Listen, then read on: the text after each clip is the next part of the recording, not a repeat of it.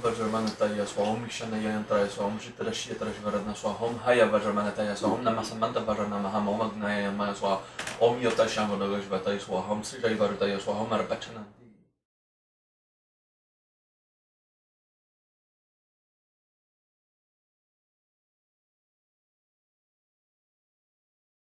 Once we learned every aspect of kuji-in, at least at the technical level, technical aspect of kuji-in is quite easy. You practice enough and you get it. Then you can do a series of kuji-in and finish meditation.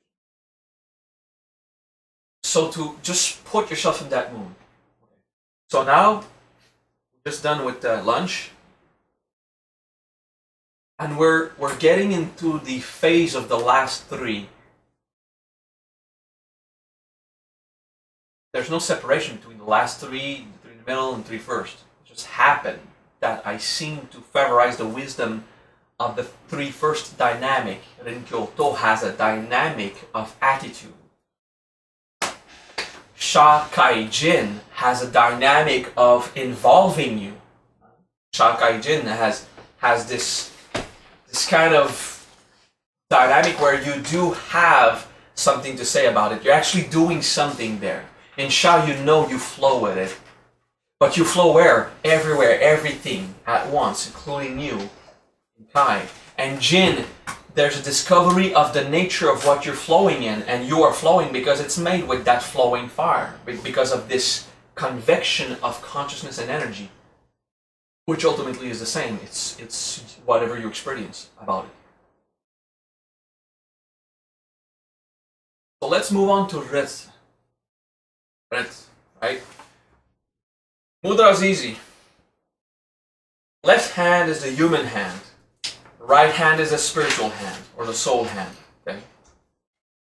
For the Buddhists to learn there was no soul, they call it the self. But soul and self is exactly the same thing. It's from the Sanskrit Atma, which either means self or soul, depending on the context, but it's Atma. So, okay. Spiritual hand, human hand.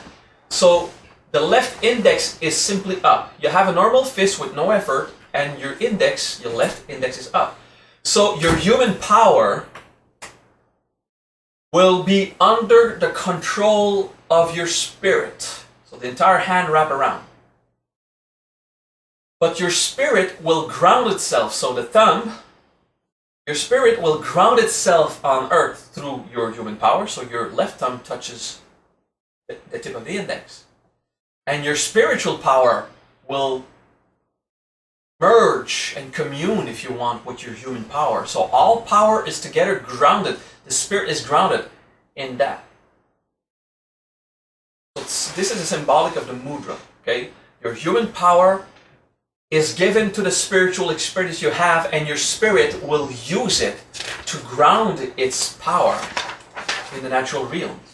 And the spiritual hand is sitting with no pressure on the human hand that goes into the spiritual realm to emancipate itself.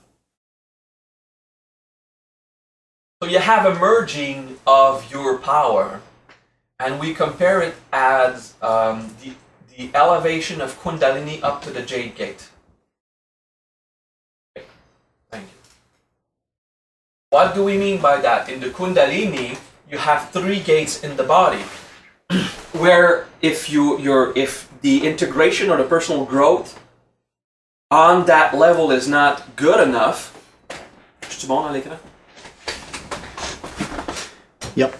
So if the personal growth or the healing at these three levels are not done, it will compact. The valve is not open. The gate is not open for the Kundalini to rise, okay? So the first gate is this one, the gate of desire, okay?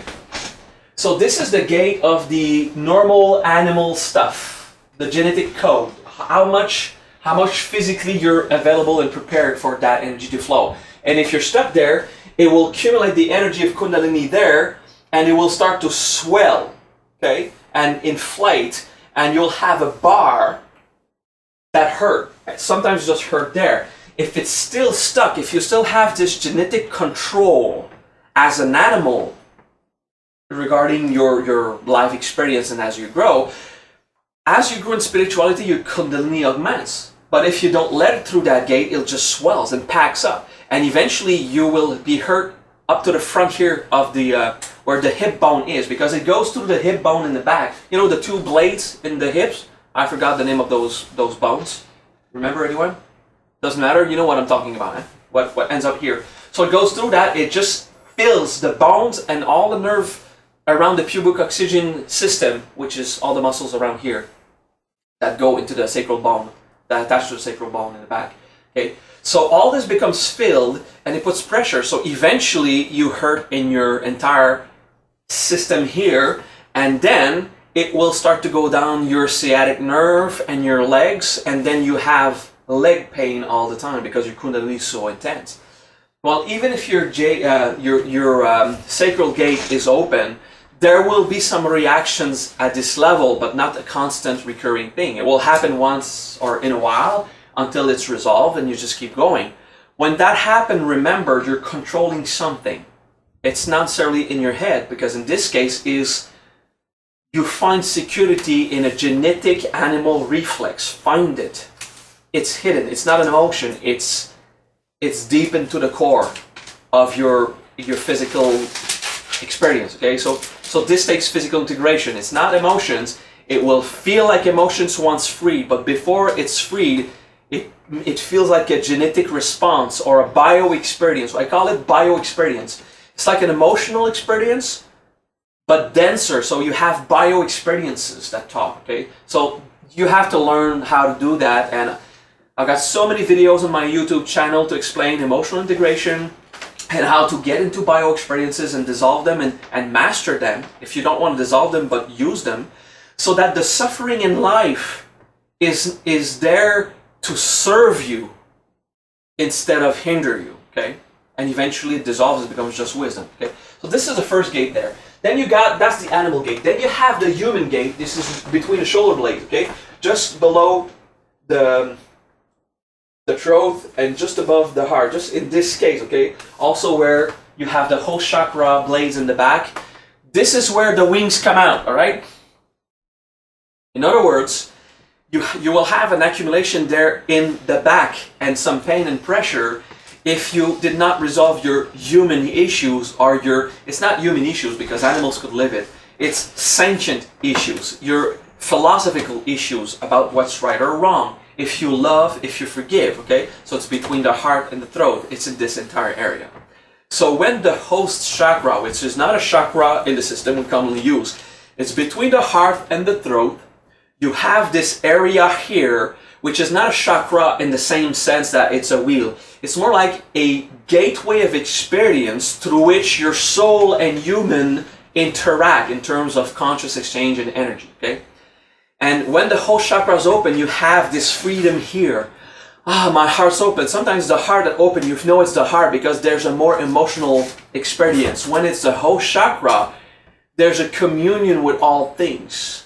But it's as much the oneness of the heart and the comprehensive address to everything, which is not love in the same sense that the heart would feel, okay? It's a glorious, soft, simple experience of all things, okay? This is the whole chakra, which is not the heart or the throat chakra, nor a chakra the way you think. It's just a whole area through which it flows. Now, in the back of the whole chakra, it's not a fixed place. It's a hazy area that has no real precision, okay? Now, in the back, between the spine and the shoulder blades, you have these areas that once it's free and open, the energy will be more pale in your aura, and you'll have a more clear spiritual emission of energy in the denser planes, okay? Where from that energy flows and goes into the egg, okay? So in your aura, when your energy flows, it flows like kind of ovoid or egg, but there's no sort of tip. It's not bigger at the base, and so it's not really an egg. In that sense, more like a cocoon, but it's not meant to hide, so it's not a cocoon. So it's this ovoid volume of energy that is not fixed in distance at all. It moves, but it's this kind of flowing energy. Now, when the energy starts to rise inside and goes through the host chakra area And by the blade, the expression goes up into your egg, and on the edge of your egg and the back starts to fall down, what you see is someone's wings. Okay? Then the mind puts the image that someone is spiritual enough to have wings, and then we have angels that looks like wings. Actually, it's that simple ovoid stream of paler energy that goes up, back, and down as it flows, and slowly dissipates as it dissolves, as it's merged with every other energy. Okay, so this is the os area where you will seem to have wings in your energy, and you can feel your wings. It's just a modulation of high spiritual energies that you successfully densified into a lower plane. So when we see the aura in the physical, vital, emotional, and mental bodies, it is rich in spirituality, and then you say someone has wings. Okay, so this is an explanation of that gate. Then you have a third gate, which is the Jade gate. This one is existential. Okay, so this is the more biological and animal systems. Okay, management of desire and how you live your basic life as a living being. This one is more like as a human being, but forget human. It's any philosophical or sentient level of thinking and sensitivity. Okay, then you go there, and this is more the existential, spiritual, higher address to God, and the higher thinking functions in the brain, and how you perceive everything. So how much you're stuck in illusion because you interpret it so much that you can't be real, okay, in your experience. And the Jade gate is where RETSU is addressed. It's that part in the back of the head. So the tip of the bone of the medulla oblongata, of the occiput bone, this is like the more or less the center. It's in that entire area, okay? And this is where, if you have a lot of pain there, it means some of your kundalini is reaching there. I mean, not all the time. I mean, if you're a spiritual worker and have kundalini, for some people it's just a typical headache. But if it tastes like an energy-induced pain, well, it's a good sign. It means that your other gates have a little stream or a fully open stream that at least it will reach your head. Okay? The next pain will happen in the forehead or around the crown, depending on how you control in your ego, how much you believe in you control life and energy, and your fears of what's going to happen and all, life experience. So in the Jade gate, it's about the more refined perceptions on which the idea of humanity, animality, and divinity are separated. And the more there is oneness between the realms, the more it will flow correctly. In the sense that a human being is God if everything is God. That also means that this coffee cup is God and that pouch is God. Now, if you're philosophically clogged with the idea there is no God, well, you've got an idea that there is no God. Therefore, there is a separation, because if there is a God for real, but you say there isn't, you've got a denial right there. Now, the other way around is good too. If you say there is a God, but maybe there isn't, or probably the God that really is nothing about your conception of it, then you have this separation too. So those who believe in God still have a separation. That God is far away. And I pray hopefully, he's not too far so that you would listen like if he was a human, which is probably not the case, except from the oneness experience that everything is God, therefore humans are God too, but not exclusively human. Therefore, if you believe that God is a human, you are declaring that he's not everything else. So that's why God cannot be a human in the sense of being only that. It's everything, samanta vajranam, okay? You just experience it in everything. So there is no God in the sense that there's not a person to be divine. There is divinity as a property that everything is made of, agnaya yanmaya. Okay? The property of all things is divinity or divine in nature. Doesn't mean that there is a God. Well, if there is a God as a conceptualized idea, then you are separated from that idea because it usually does not include you. And if it does, it probably separates something else elsewhere. If you philosophize on it so much, this gate is not open. It's stuck. with the ideas that you've packed in your background, you know, and also as you perceive, and then you have the part of the brain of perception, of visual perception, that is also in the back of the head. So the idea of understanding divine level experience will come only as you practice. So it is completely appropriate for Buddhists or others to say that there is no God. It is real. I admit that this expression is true, because if there is a defined God, there is hence separation in something. And it is also true to say that there is a God in the sense that there's only one entity in the whole of the universe, although I experience it as separated individuals. And then we go into Ati Yoga and we need another week of training. Okay, so let's not go in there. The idea of the divine essence of all things means that if everything is divine, therefore everything I experience is divine. Therefore that aggressivity is divine. Does it mean that it should continue? Of course not. It would be fun if divinity would be happy instead of painful. Why not?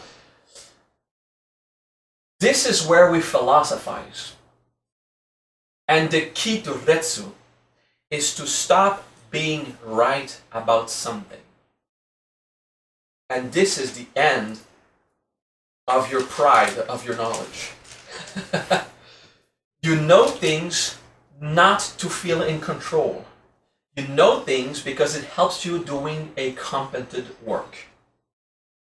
You don't know something to establish security on if it's real or not. You know something because it helps you be competent at what you do, either in your hobbies or your work or your rest or your meditation. Okay? So knowledge is wisdom only when it's not a fundamental truth, but a support to living the next experience as it comes, or the experience at hand. Okay? When you stop being right, one thing is wonderful. You stop being wrong too. So sometimes people hear me talk and say, Maha, regardless any way you explain something, you're always right. I say, that is a misconception. I am simply never wrong. But I was not right either. I was useful. Do you understand? In the explanation, the Dharma is useful. You grow. But that Dharma eventually will prevent you from understanding another one that seems to contradict it. So just take it as it is. As long as it makes sense and it seems useful, you just go about it. Alright? Breathe.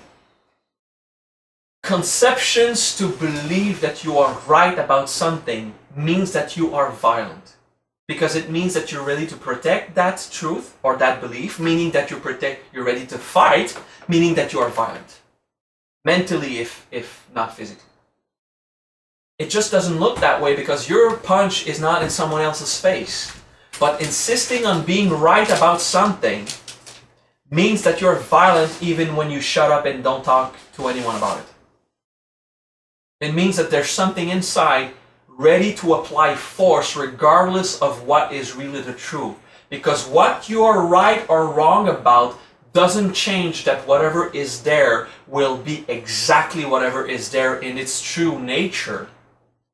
And it would be preferable to have a pure, clear perception of the thing rather to have a clear conception of what it could be and believe in it.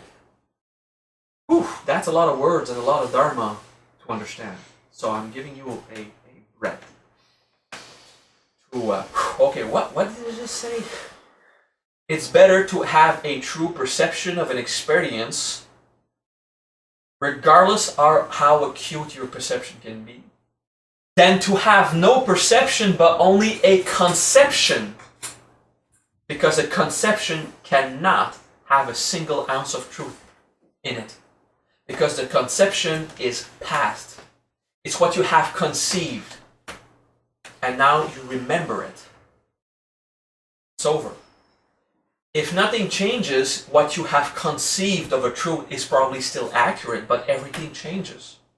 So how accurate can it be when it's better to re-perceive everything purely in the now at once and base your understanding of the universe on what is there, rather than to conceive it once and lock it in history, and you just remember that you as once conceived it, and if something changes, you'll never see it.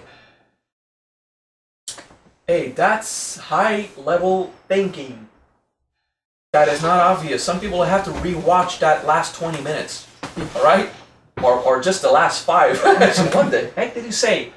Perception versus conception, when you conceive something as a truth, is usually based on a perception. But the moment that that perception is over, that conception stops being right.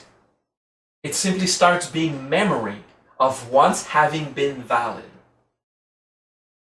Then you have to discover what is the truth now.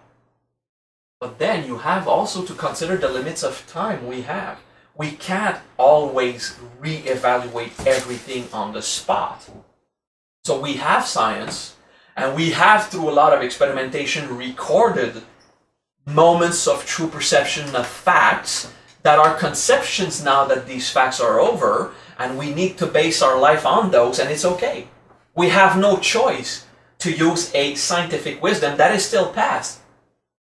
But you have to admit, even in the world of science, they constantly come with a new discovery that will either make obsolete the past wisdom or actually invalidate it and contradict the fundamentals on which we actually based our reality on what we now call a lie, because now we know the truth. Says who? What are they going to discover in 100 years to say that your conception is also false because of the limit of perceptions you have now? Who's right? Who's right? Your ego, afraid of his shadow, needs to be right. And this is where your Jade gate will just lock.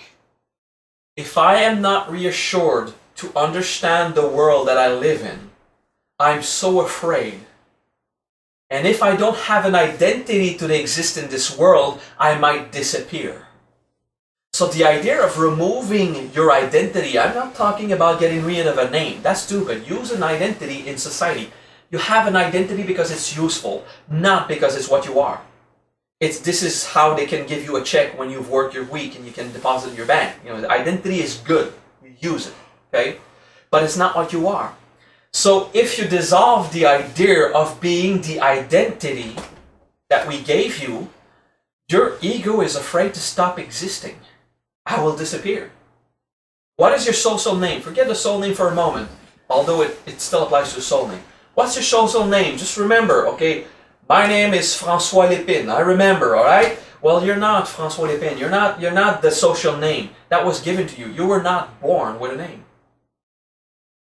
Your dog, Puppy, Fluffy, Daffy, Patty, whatever, okay, your little doggy, can live without a name its entire life if no human comes to give it a name. There are cows in cow farms that have no name, and they still exist. You're not your name. It was simply useful to establish a protocol on how to refer to you. To ask, what do you want for dessert, darling? What do you want for your birthday? What did you do with my makeup on that wall? Was that your fault? You know, how to refer. Yeah, I mean, whoever had kids understand that one. So it's, how do we refer to the experience of you as opposed to me? Okay, in society and job, this identity is a functional reference that we need to survive. So let's use it. However, it's not what you are, and you can exist without it. So it's in there the difficulty to consider not being an identity, but simply having an identity as a useful object that you won't mind when you die to let it dissolve. Breathe.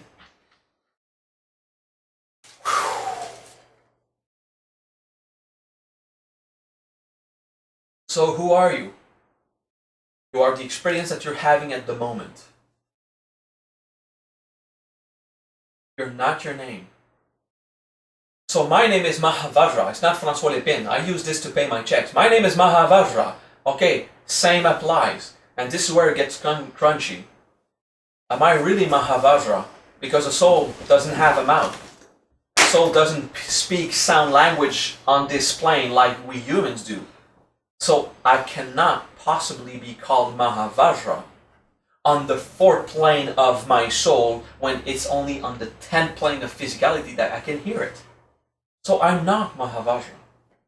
This is just a reference to another experience. So if you have a soul name, it's to help you refer to yourself as something higher than your human. That's why we give a soul name. Because it refers to an experience and not to a social function, which makes you feel more real. But you don't ascend as your soul name. You ascend when your soul name disappears. Because you've accomplished yourself in whatever you really are. So you don't need to name your soul. Whatever is really there as a soul is exactly what will remain of your soul, regardless if you call it by a name or not. However, until you get to that point, it's very useful to use your soul name to help you stop believing that you're your social identity. You're not. You are not Brahmasurya. That's your name. Help you refer to the higher state. When you get to the Buddha state, not a single nomenclature, structure of reference remain. But whatever is there is exactly there. So you won't disappear once you let go of your identity. You'll find it useful, you'll use it, and you'll just move on. Okay? Breathe. That is not the entire wisdom of RETSU, but it is what you need to understand to be able to understand the real wisdom of RETSU. Okay? Because it's way out there. If you found interesting what was just exposed, until you grasp this and live free of any kind of identity, then you can understand the higher level Dharma, which is addressed usually just to Buddhas and accomplished beings, or the 10 bhumis, I say, those who are on the edge of Buddhifying themselves. Okay, so until you get there, use every tool useful to cross that dramatic river of life. It's much more easy to use a boat to cross an active river than to go by swimming, because swimming means being carried away by the current, means hitting rocks, means maybe drowning. So to stay above the drama of life, we use tools. To stay above the turbulent waters, we use a boat and we row. And then we get on the other side. Now your boat is so important for you. Your soul name is so important because this is what you are. You traded identity for another one. I always told you, when you have a soul name from a master, it's not an answer, it's a question. You should use your soul name in the interrogative fashion. What is that? And not use it to affirm I am that. Because that soul name question will never tell you this is what you are. It will get you to experience it. And then you're done. Then you continue with whatever other tools. So your boat, now you're done crossing a river, you need to cross a forest, which is another experience. So if you carry your boat on your shoulders, pulling it through the forest, it's just going to slow you down or ultimately prevent you from crossing the forest. You need to ditch the boat. These tools that I needed so much to get to this point, now I need to mourn them. It hurts because I've been doing that for so many years, and now I let it go. And I move to the forest with the new tools, which will be machete and enough water and anti-mosquito goo, whatever tool you need to cross the forest. But once you get at the other side of the forest, at the base of the feet of the mountain, to finally ascend, you take your machete and you just ditch the machete.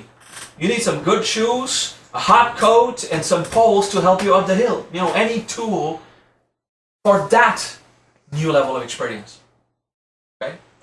So RETSU is to get to this point of perception where you are free of conceptions, so you can fully appreciate the truth as it is revealed, and then your perception stops to be perception and it becomes revelation. Information is revealed.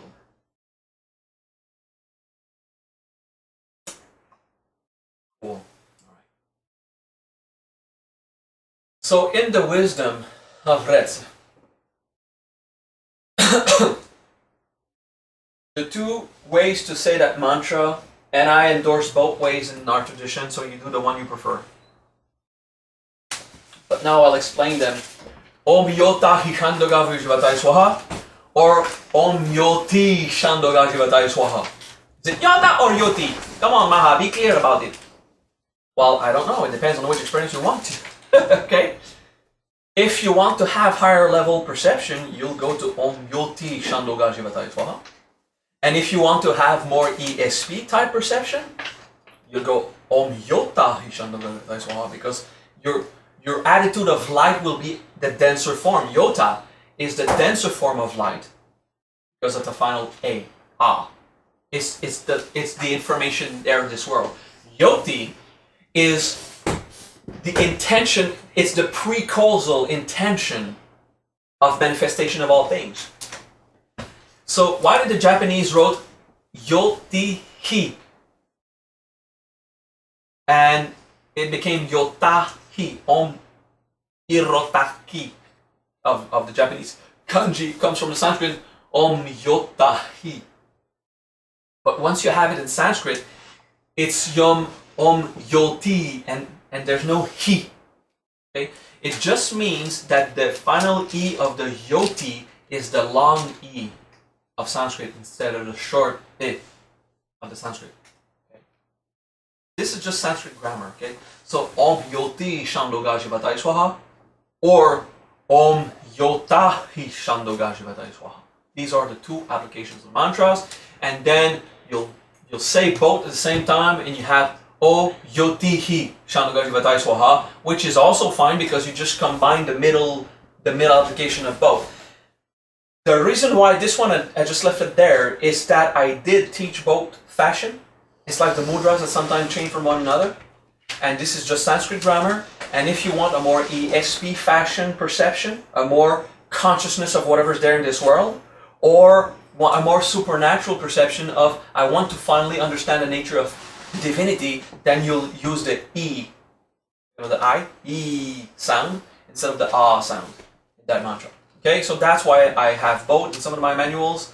And I've answered why at one point I changed, because at one point I was teaching philosophers in the Buddhist fashion, and another point I was teaching martial artists in the dojo. So I used the different application with a different mudra, and then the notes that were taken were confused. Okay, so you got it. This is the explanation about that mantra, and I still endorse both mantras. Okay. Personally, I use Om Yota Hi Shandoga Jivatai Swaha because it says, I am certain. The He means I am certain that Jin was right. Okay, before, the step before, okay. Om Yota Hishandoga Jivatai Swaha. Yota is light. Shandoga is chant. So it's not just sound, it's sound with an intention. I was generating it, or it was made voluntarily. Not just the sound of a rock falling, it's a sound that was made. Now, we say Chandoga because it's about chant, but the chant of all things, as opposed to the sound that just happened. Now that you understand this, the Chandoga could be the chant of that rock falling. Okay? But it's not a boring sound of percussion of rock onto another that happened through natural forces. It is the intentional sound that nature made when this phenomena happened. So there's the intentful part of the sound. In the Yota Hi, the Hi means, and I am certain and I know. It's a confirming of the Yota. Okay? So Om Yota Hi Shandoga Jiva. Jiva is just life, so it's clear. Okay? Light, sound, life flows.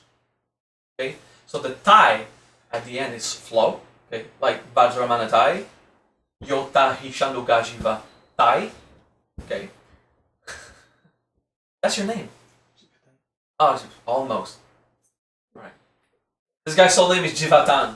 He's not concerned at all with the Thai part, but the Jiva, okay.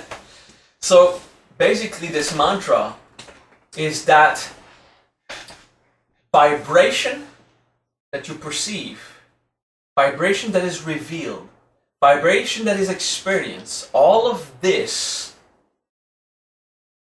is happening. So whatever the Thai that we had in the first mantra, okay, Vajramana Thai, those events that you purely experience as they are, now in that RETSU is all of that is perceived information through vibrationary conscious states.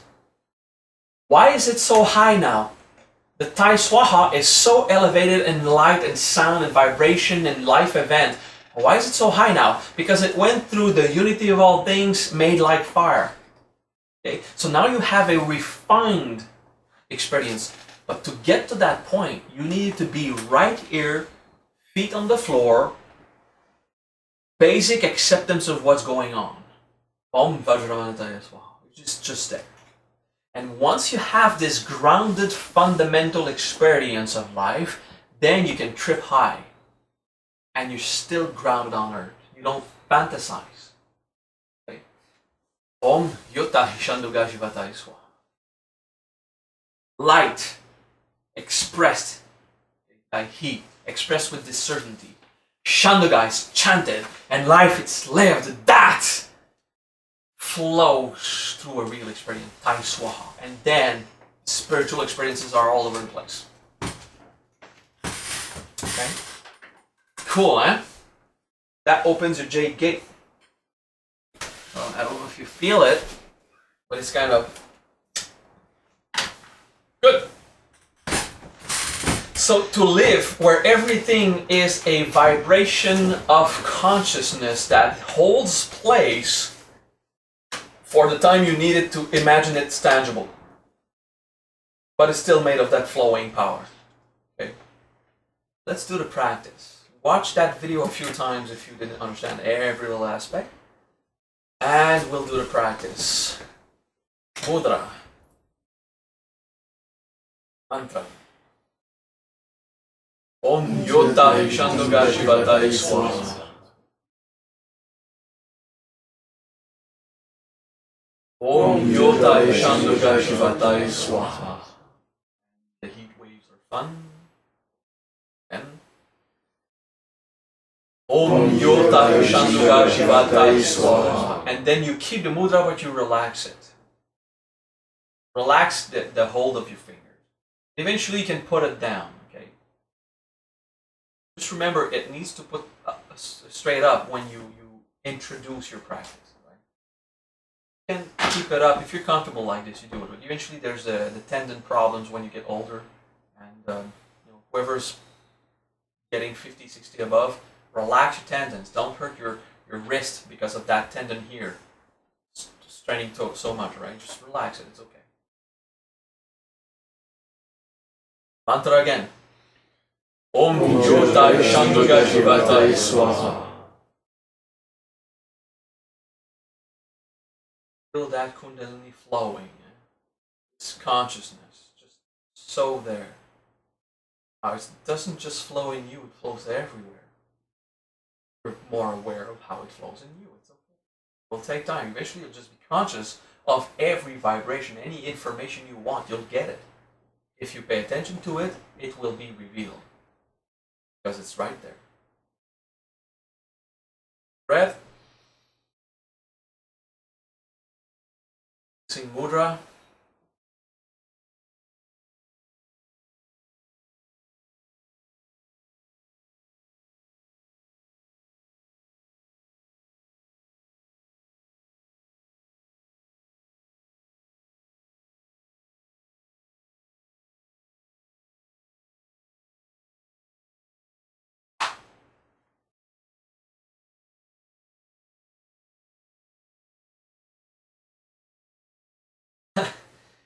This idea that we believe that we are our name.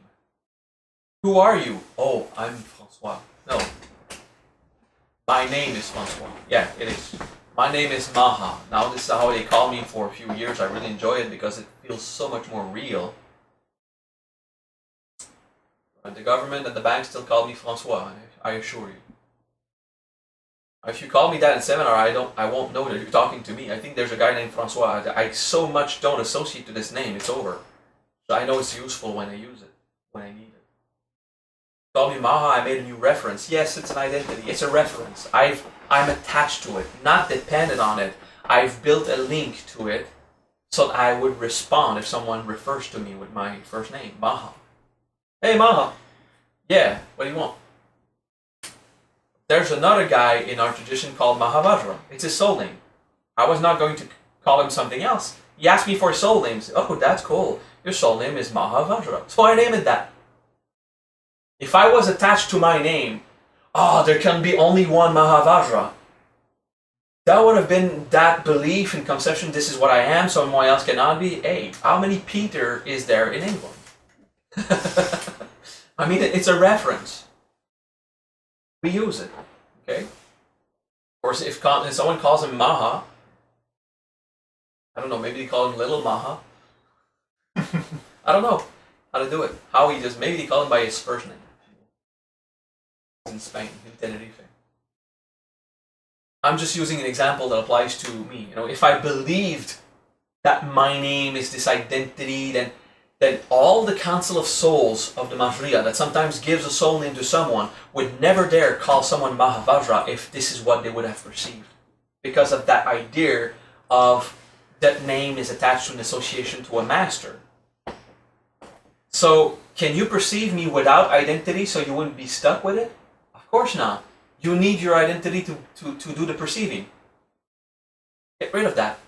Your name filters absolutely every information that passes through your mind. If you prefer strawberry or chocolate, filters the information you perceive. You have your preferences. You have them. They're not what you are. You have them. Okay? It's something. It's an object of mind. It's okay. It's not what you are. So the more you practice this idea of, I don't know what I am, but I sure am because I feel it and I live it, and then okay, you're okay. But the first step of relieving this idea that you need your identity, you're going to be afraid to disappear. That this abandonment that you felt in your moments of depression will rise. Because how can you be valorized or validated by others? How can you be thrown some prideful, important comment if you're not that person being commented? Your ego depends on believing that it is the identity to keep embellishing itself because it's the only thing it has. You're not your ego, you have it. Although at one point you are your ego because you also experience it all the time. Therefore, this is what you really are. You are your ego. Don't get rid of your ego, you get rid of yourself. Get rid of the conceptions that are built on the ego. However, the ego is what you're made of. So, I mean, it has to be extraordinarily wonderful. Don't kill your mind. Free yourself from its totalitarian government. Free yourself from its supreme power over you. But don't kill your mind. Love your mind. Use it. Extraordinary. It's wonderful. It's beautiful. It was created out of divine essence. It has to be wonderful. You are made by God. You're made of divine essence. You have to be wonderful.